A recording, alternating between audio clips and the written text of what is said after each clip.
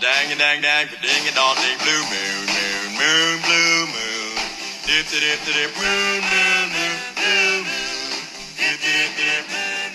Lots to unpack here. By the way, guys, when the phones reopen, don't forget we have 2 questions that are still outstanding on the docket. I'm going to tell John not to answer either one of these and give away the game. Somebody got it right on Facebook. The questions are, what was the Ed Sullivan Show before it was the Ed Sullivan Show when he was the host, but not the namesake of the show? The other question is in regards to bubblegum. Chuck Yeager had a favorite bubblegum. Can you name it? 615-292-6366. That'll be in the next half hour. In the meantime, the Doo-Wop Preservation League. It's a nonprofit organization founded in 97.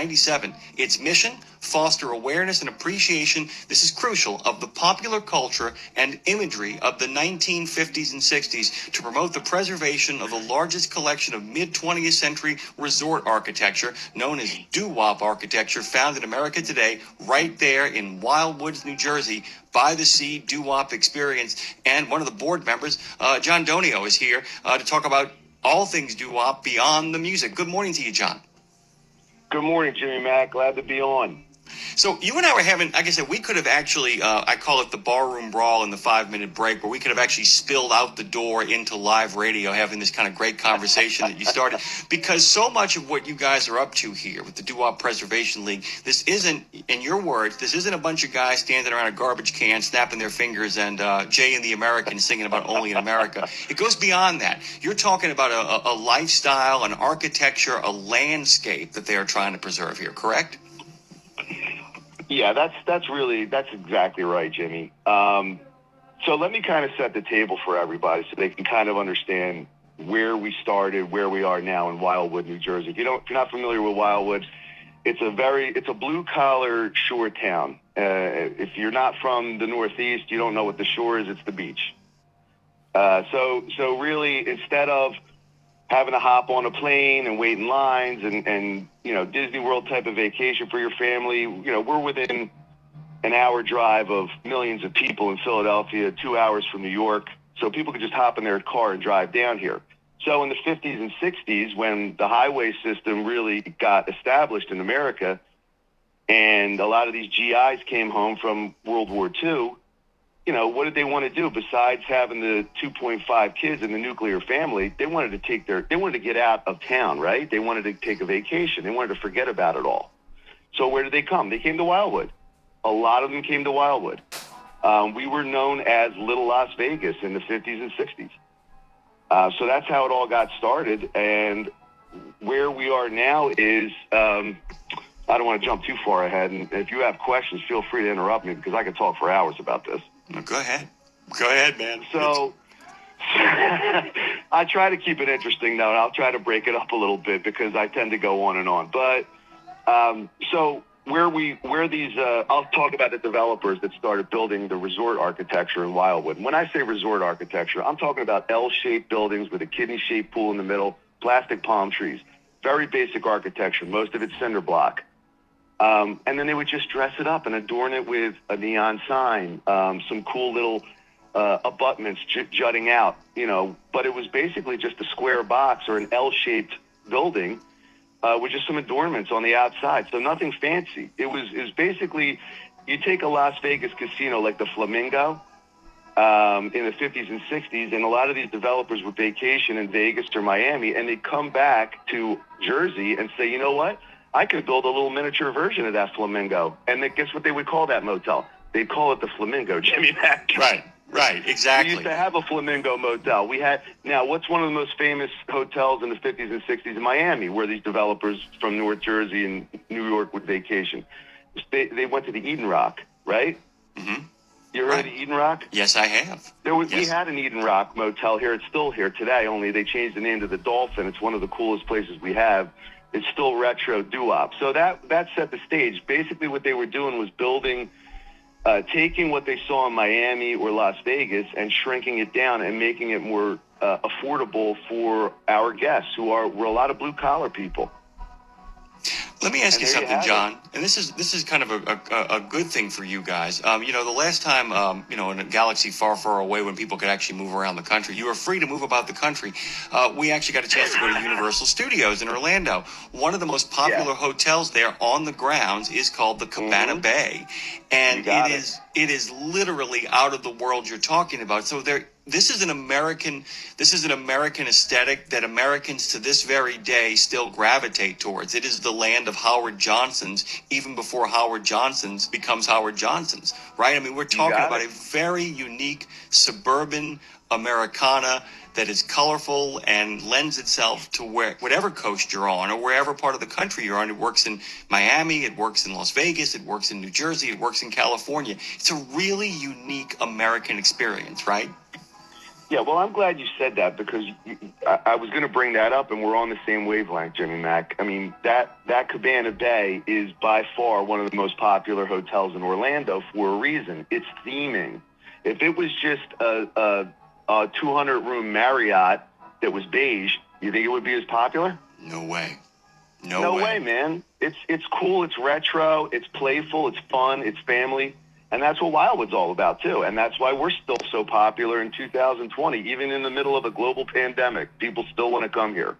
It's a land of, and I took a long look at y'all's your website and a lot of the locations. We're talking about, to give people a sense of this as well, it's a land of tiered swimming pools that have fountains in them, slides, bars alongside of the pool. It really has a sense, it's relaxation culture, and the colors and the shapes of it always kind of seem this, it's almost like a hall of mirrors where you get like the signs are in the shape of the pool, and the pool is in the shape of the restaurant sign, and the restaurant sign is in the shape of the tables, and there really is this kind of, I guess the idea that if we had continued forward with this future, we would have ended up in the landscape of the Jetsons. It's really that kind of look. Right? Yes.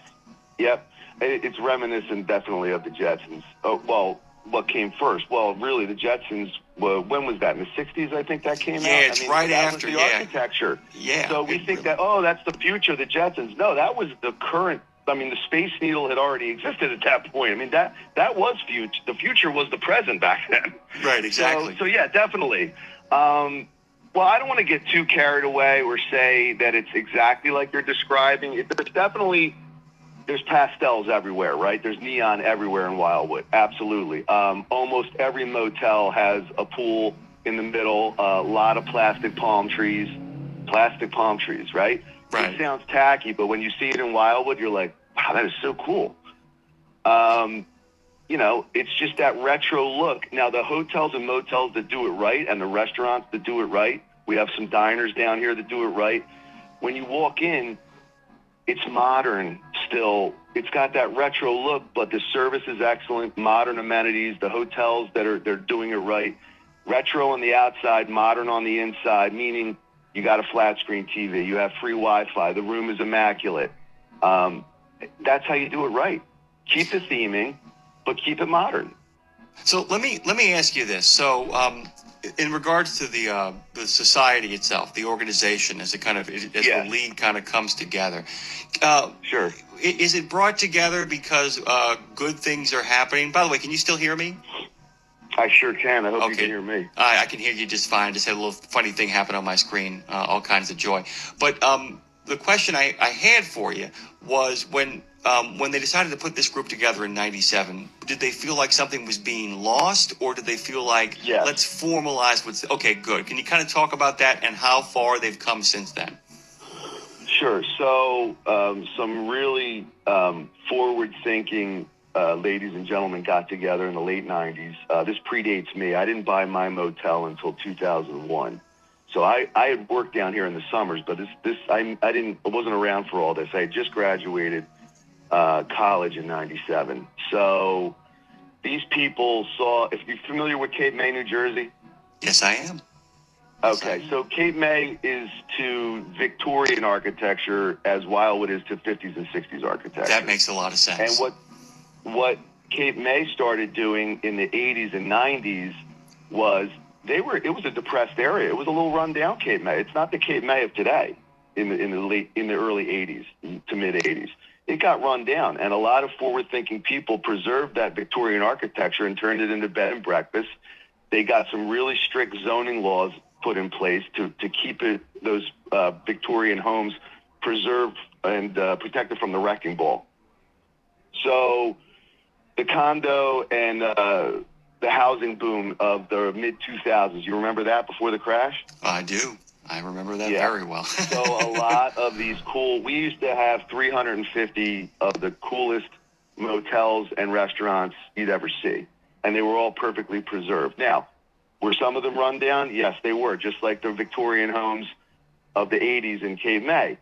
So what happens when mom and pop, and these are literally mom and pop businesses still today, these mom and pop, they have 3 or 4 kids. They're all professionals. They don't want to have anything to do with the motel. No problem. One's an attorney, one's a doctor. I'm just making a generalization.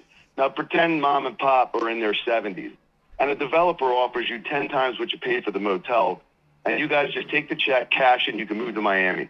Well, are you going to take that check? Probably. That's your retirement. So we lost, close to 150 hotels before the crash in 2008.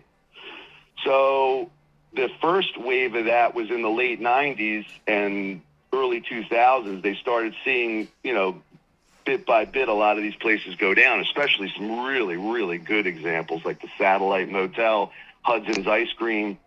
Man, those were cool. We really missed those places. The Casa Bahama. Google these places. The Casa Bahama Motel, the Satellite Motel. We're just never going to get them back. So these people got together and said, we got to kind of raise awareness that this is a valid form of architecture.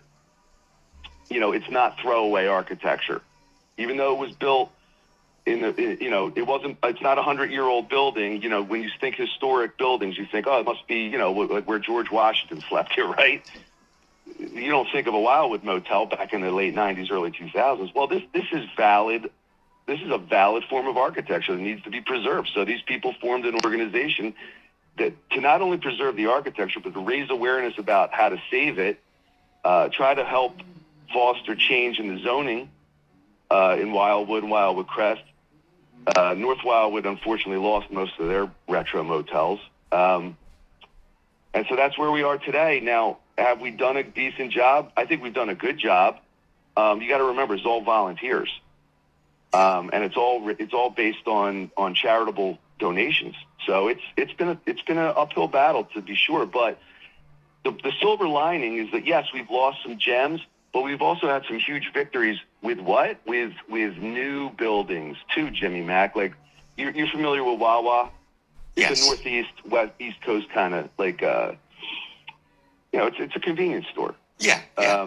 We have the Google Wildwood Wawa. I want your listeners to all Google Wildwood. Unless you're driving in the truck. If we're driving in the truck, don't Google anything. I was going to say, a number of our listeners should be Googling anything at this point. But by the way, I was raised, my father owned Donio Trucking, so I'm very familiar. I was raised with truckers. I was in a rig, like riding from South Jersey to Philadelphia Terminal Market, or we're up in North Jersey too, New York. So I feel for your listeners. Believe me, they're great people. So let me ask you this too, and it's really funny because you and I had talked in the hard break about people have been calling this morning with their kind of musical kind of taste in regards to this. I did want to kind of talk about one particular connection, is that when you look at these buildings, and this is a really kind of cool thing, is the fact that music, that doo-wop music, I do think the connection resides between the idea that when you walk into a lobby, if you walk into a Victorian lobby, you don't want to hear doo-wop music. What you want to hear is classical music. You want to hear turn-of-the-century music. That music, that Jay and the Americans, the Ink Spots, all of that kind of stuff, does have a connection in the sense that it looks the part, if that makes any sense. That it sounds... It is literally the soundscape of the landscape you are trying to preserve. And I find that when people connect that music to those buildings, they are more inclined to support the preservation of that world. Yeah. Do you find that? There's no question. You're 100% right, Jimmy. So like I said, I own one of these retro motels. And, the music that I play by the pool, and by the way, I use Sirius XM. I have it plugged in right into the pool. You know, it goes right in through the tablet. And what is some of the music I play? Definitely doo-wop music, but I also play Motown music, classic rock, anything from the 60s, 50s, and 60s. It just fits that vibe, right? Yeah. And you're right. I mean, now, do I also mix it in with some other stuff? I absolutely do, but it's got to be a part of it because it's all part of the culture, right? So there's a cool ice cream joint down here called Cool Scoops Ice Cream.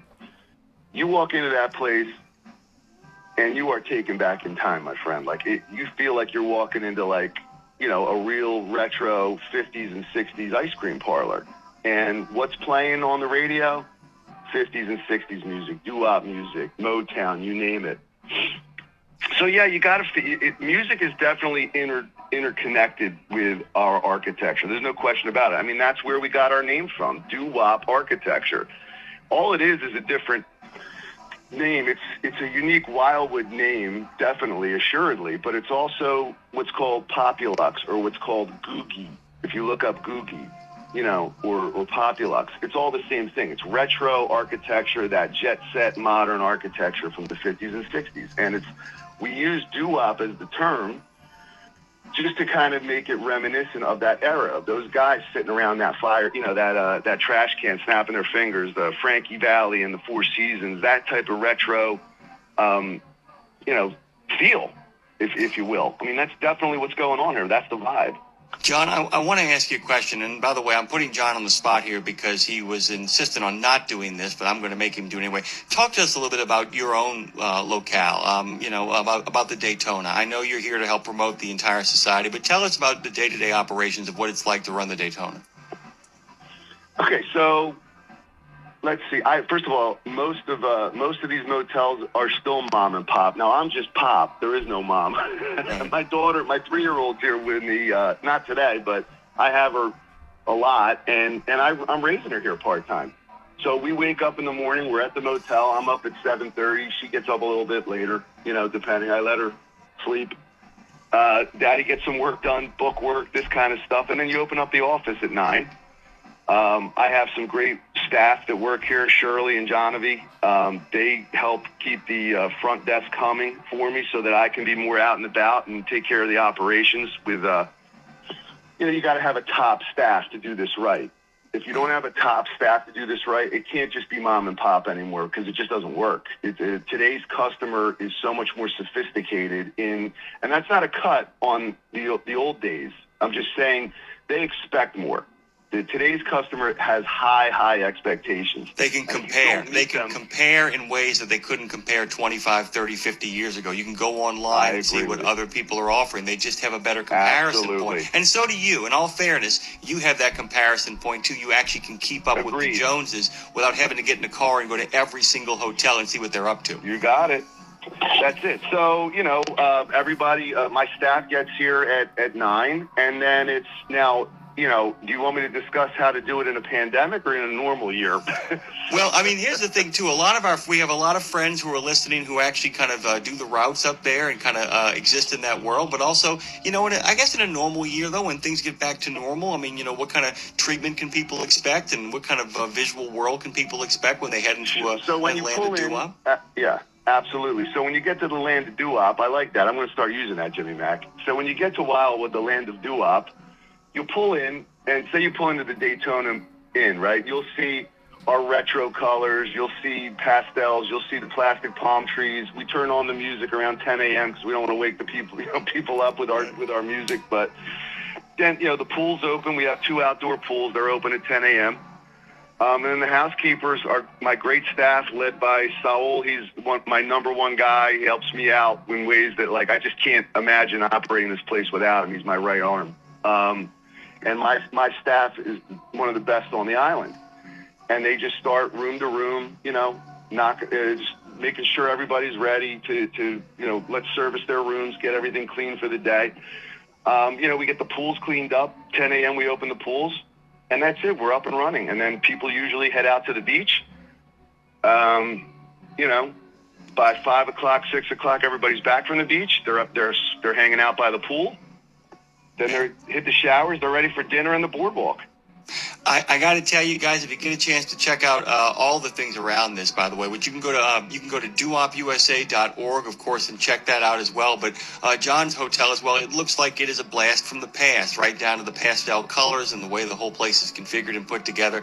And the other thing is too about in a pandemic, what does have advantages here because you are the hotel is more intimate than some of these massive, monsters with mezzanines and this meeting room and that meeting room. There's a real kind of way to kind of enjoy a very quiet, enjoyable, sort of family-oriented thing and still be able to kind of maintain safety in this kind of environment as well, correct? Oh, yeah, absolutely. Well, one of the great things that we have in our favor during a pandemic, or even before this and it's going to be after this, is that people love sitting outside in their room. It's exterior corridor. You don't have to be inside. You don't even have to come into our front desk area to check in. You can do a contactless check-in. And you can get right into your room, all exterior corridor. You're never indoors when you're in a Wildwood motel. So, John, that's in our favor. Before we run out of time here, because I want to touch back on this, of all of this stuff, and I know you love your hotel, what are some of the designs that really just kind of from this whole area and this whole period that really do it for you? Definitely. What do you think is the coolest stuff out there in terms of looking at it? I think that's so unique and that is so out of sight great. Definitely. I'll give you some of my top 10. So first of all, it's a newer build, but it's our retro Wildwood. When you come over our bridge, we have a brand new, beautiful entryway, gateway to the city. I don't even want to describe it. It's so cool looking. And you get over that bridge, and on your right, you'll see a retro Wawa. I call it the coolest Wawa there is. It just is. The Starlux Hotel is an older motel. It used to be the Wingate that was redeveloped by the Morey family into the Starlux. It's kind of like a miniature version of the Cabana Bay hotel that you were talking about. That's another one. The Caribbean Motel in Wildwood Crest is by far, it's on the National Historic Preservation list, the list of historic places. National. The Caribbean Motel. Check that out. I'm actually doing that. And then, of course, the Daytona Inn. I mean, forget about it. DaytonaWildwood.com. You got to check it out. Shameless plug right there. It's okay. Shameless plugs are part of the nature of Dave Nemo Weekends. We like to plug everything shamelessly, especially among our friends. We like our friends, especially our new ones. John Donio is joining us, by the way, guys. He is a board member of the Daytona Preservation Society, and it's great to have him here on the show. I'm looking at the Caribbean Motel, by the way, and there's something down here, John, that was here for the longest time over on the Gulf Coast called the Broadmoor Hotel. And of course, if you went deep into the internals of it, they had like a 3-story pool where each pool kind of had the water flowing down into the next pool. And of course, they were playing all that kind of familiar doo-wop music. The thing I thought was so interesting as well is that that whole idea of so many of us in our age range were raised in kind of the late 60s and throughout the 70s, picking up the music and the realities of our families. And so while it is in our memory system, it is a memory system that was given to us by our parents. Have you found any inspirations or any mentors in your experience with this organization? I definitely have. There's a few gentlemen that actually got the organization started. Jack Morey, who's his organization, along with his brother and their family, operate some of the Starlux Hotel, along with about 4 others and some other properties and the amusement piers. Jack was instrumental in getting the organization started. Dan McElreevy is our president. Dan is a veritable fountain of history. He knows so much about Wildwood, not only Wildwood, but retro architecture in Miami as well. And really all of those are the 2 guys that really I've gotten to know personally over the years that really kind of woke me up to the importance of this architecture, because Jimmy Mack, we're still facing an issue with trying to convince local officials that this is important. We're talking about Wildwood people that live here that still don't understand how important it is to not just preserve this history, but make sure that the modern architecture and developers come in here and we don't get a bunch of beige vinyl boxes built. We want modern buildings. We're not against modern buildings. We just want some cool design to it. That's all we're asking. Because in the end, that's what people are going to remember. John, we're going to be out of time here in about 10 seconds. I just wanted to tell you thank you. And at some point, we'd love to have you back because there's a whole other conversation to be had about not only preserving what is, but making sure the landscape that gets built around it actually honors what is and doesn't let, beautiful historical buildings get next to strip malls with brown. John Donio, you're welcome back anytime, my friend. It is great to have you. Appreciate it, brother. You got it. Best of luck to you. Big thanks. DUOPUSA.org. John Donio, DUOPUSA.org.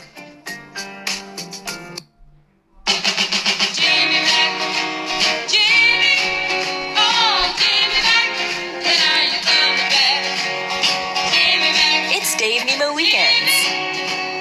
Today's program.